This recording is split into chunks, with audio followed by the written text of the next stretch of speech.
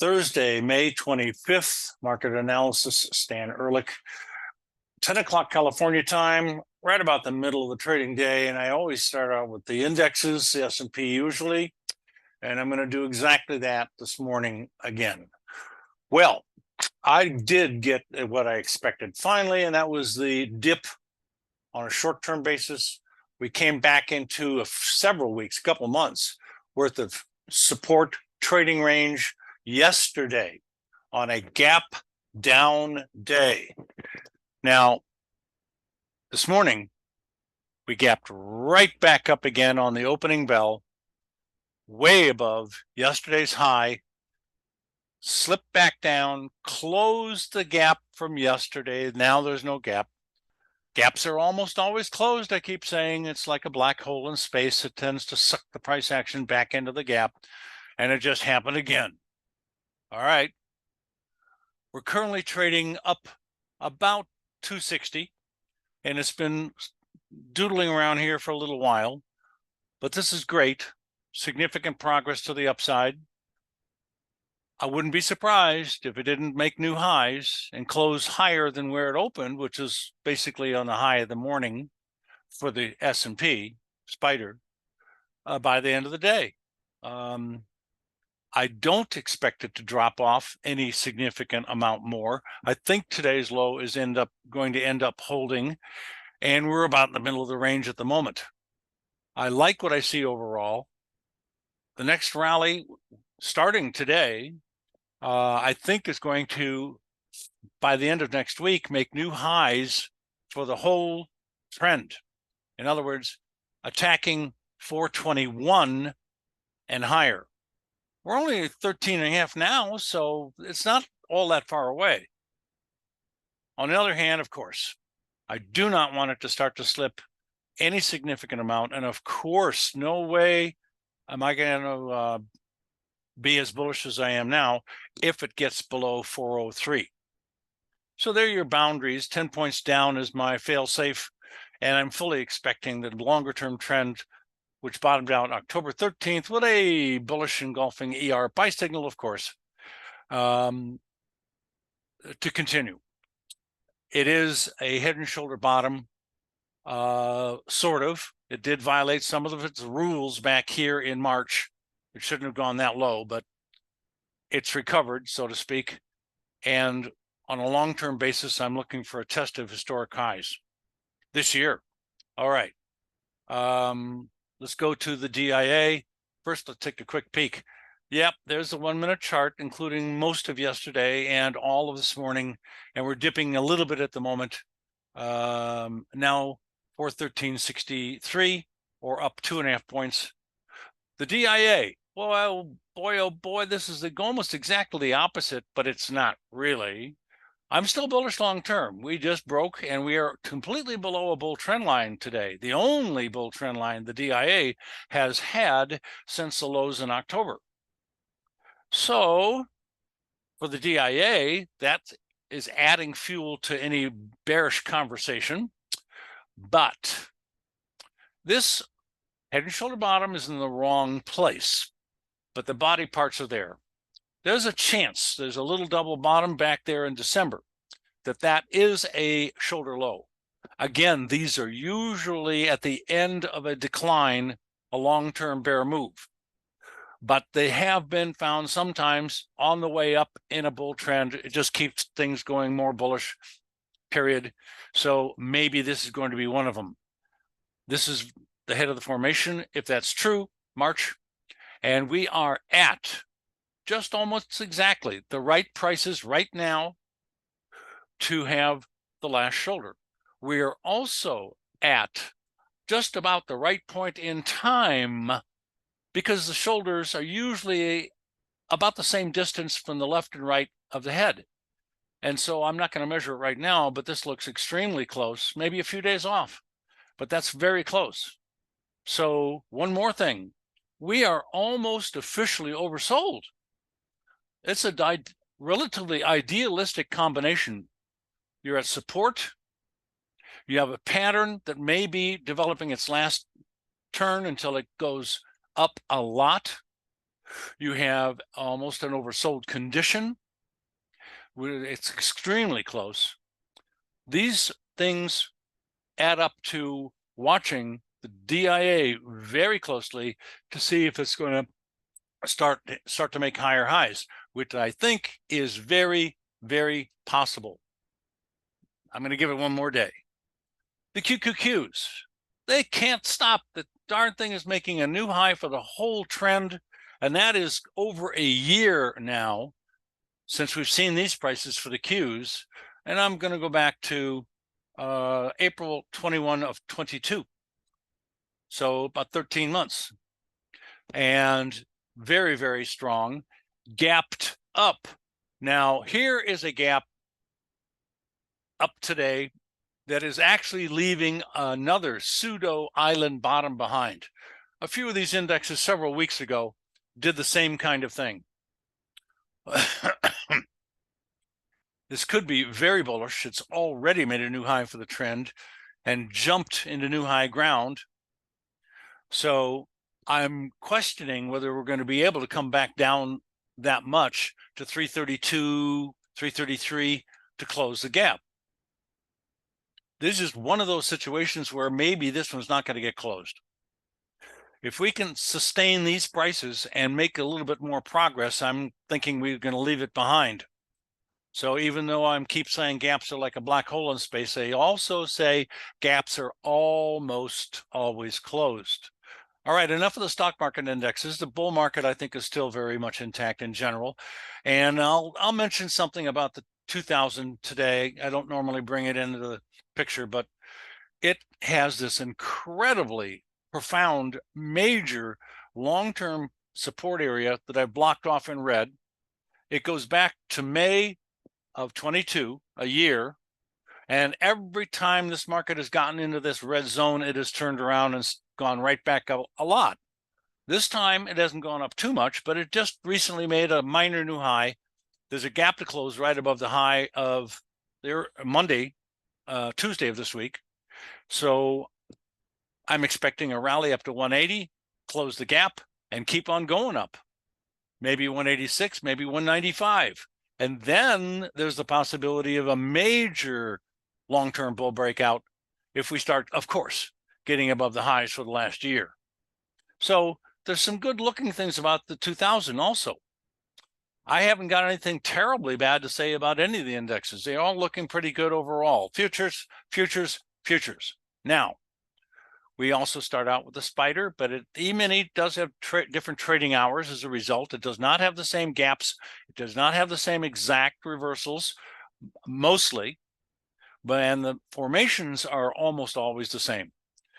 They usually take more than a few days, so that's why the formations are the same. So anyway, this looks really good. Starting to come right back up again, obviously, and I'm expecting to see higher highs very, very soon. Next chart is bonds. We are oversold, and we're getting more oversold. That means we're getting closer to the beginning of a rally. At least that's what it means to me. So I'm very much looking for reasons to jump on the long side here. We are coming down close to some support, and we are at a bull trend line, which has already 3 points on it. This is going to be the fourth if it bounces off that bull trend line, which is basically today's low. So for all practical purposes, we're there.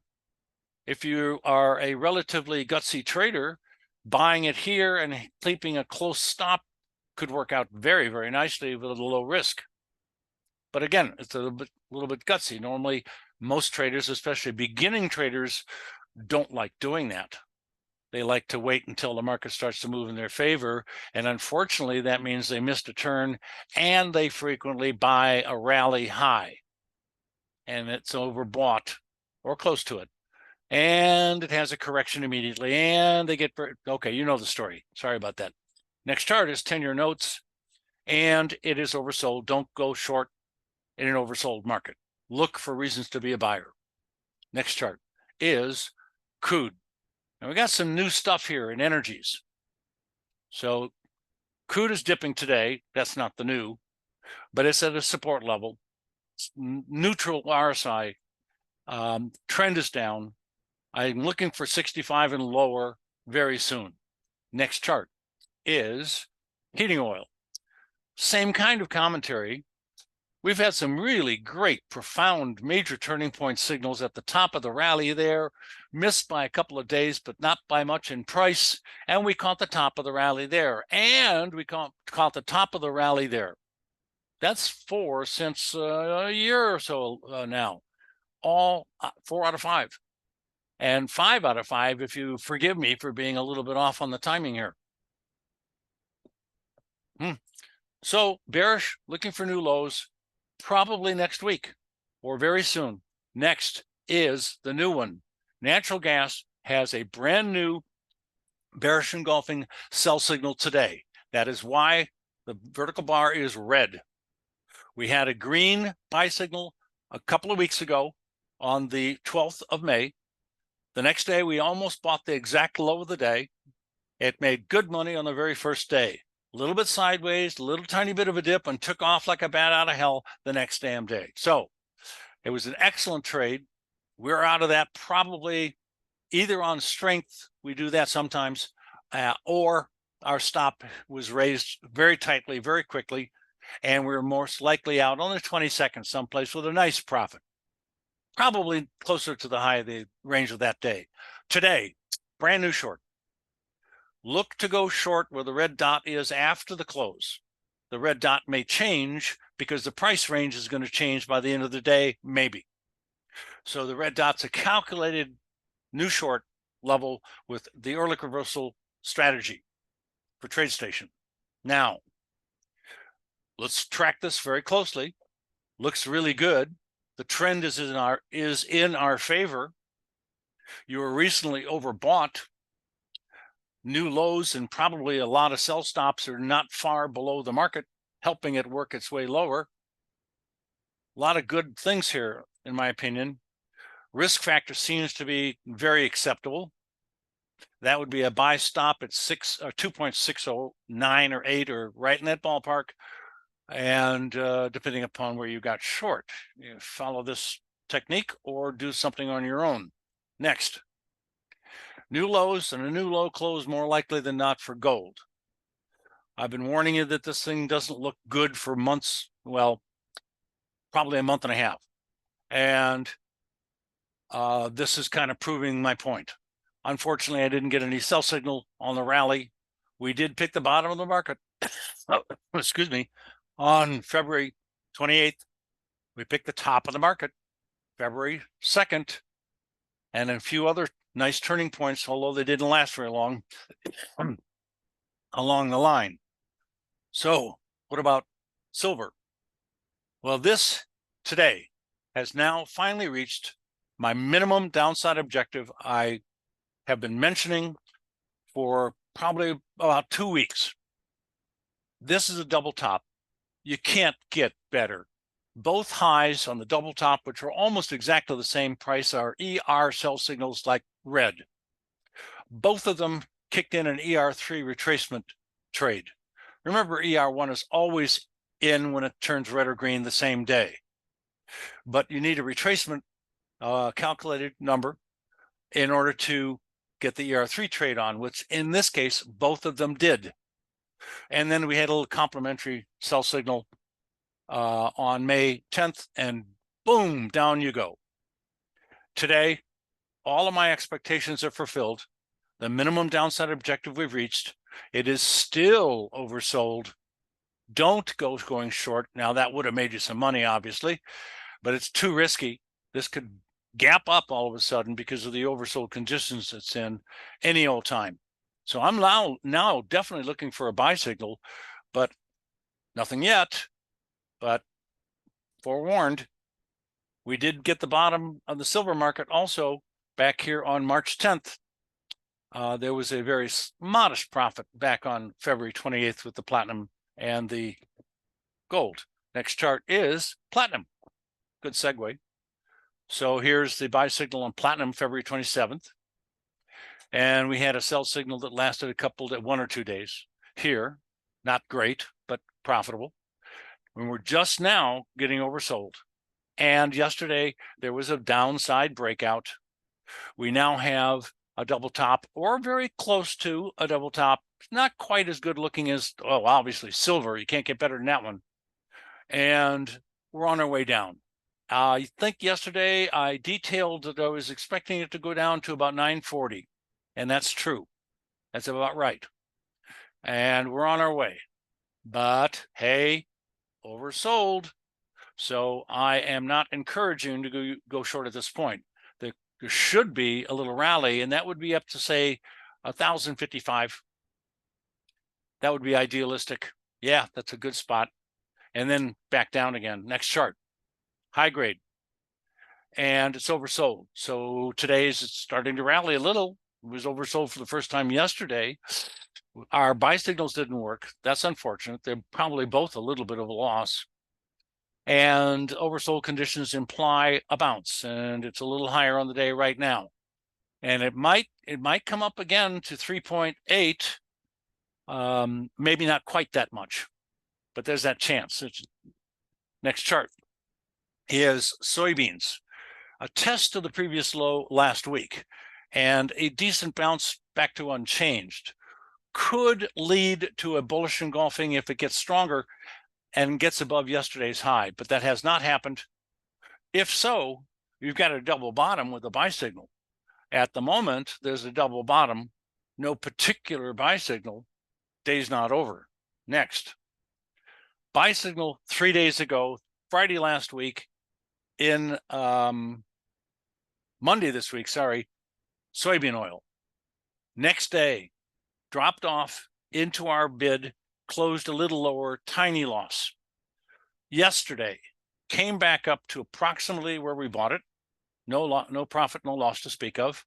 Today, it is continuing to rally a little, made minor new highs for a day or two, and it's higher on the day a bit, not one heck of a lot, but a little, 48 ticks it looks like, 0.48. And I'd love to see it close a chunk above today's high, and I think it's going to do that very soon. Could be tomorrow, Friday. Next chart, bullish obviously for the moment. Soybean meal, oversold, don't go short. It could rally a little bit, but it's a bear trend. So we're looking to go short on a rally. Next is corn. We got oversold significantly, and it rallied, and it's still rallying. A little further than I would have expected. It's up into the resistance area pretty good, but I think we're going to run out of steam probably around $6 or maybe a little bit lower than that. But that looks like a real good spot for it to stop rallying and turn back down again in corn. Next chart. Bear trend continues in wheat. We had a buy signal that worked out pretty nicely for a few days. Now we've seen new lows, but it's having trouble really closing badly, only poking away at new low ground, but there's no significant downside follow through yet. What you want to do is close below 90, 290, 590, sorry. Quicker, the lower, the better. This is a bear trend, obviously looking for lower levels. Don't have any particular downside objective in mind for wheat. Now, new high, live cattle, bull market, again, no pun intended, and not really following through to the upside very much so yet today. So a little sluggish, but looking for higher levels. What can I say? We got an excellent buy signal, and that little green arrow was not behaving. It's in the wrong, I'll move it down. Oh, come on, people. Grab it. Oh, forget it. So good buy signal here. Modest good sell signal. Trouble staying in new high ground. Sometimes that can lead to some bearish, pretty damn bearish activity, but we haven't started doing that yet. It's still a little higher on the day and hanging on. Still have to be bullish. We're going to see it pop through the top really quick. Should, if it's going to stay bullish. Next chart. Live hogs. Oversold. New lows. Don't go short. Looking for a rally back probably up to about 82.5, 83 and a fraction, and then back down again. Next chart. OJ, overbought. Today is an inside day, no higher today than yesterday and no lower today than yesterday. So no new high, no new low relative to yesterday's range. The net change right now is down just a little bit, but it looks like it's running out of steam, and there's no surprise there. It's overbought. Downside dip could be back to 280, 81, and maybe even a little lower. But that would be where I'd be looking to start to buy in the next few days. It might be a little bit too close, but that's my first and last comment for orange juice at the moment. And we get cocoa. Got overbought, downside correction, back into support. That's where it is right now. It may be ready to turn back up again already. And we have sugar the sweet. It's breaking out to the downside. We're not closed yet, so I'm thinking we need to drop off just a wee bit more, maybe make a new low, and that would look real bearish. Momentarily, new lows, probably in the process of starting to trend lower a bit, and that could be a pretty good break. Look at how many days this was overbought. That's terrible for me to tell you not to go long in the early stages of being overbought, but it's just too darn dangerous usually, because you end up with these things and that thing and that thing and that, and so on and so forth. But sometimes it stays overbought or oversold quite a while, usually not. And we're back to the E-mini. Have a great day. Talk to you tomorrow.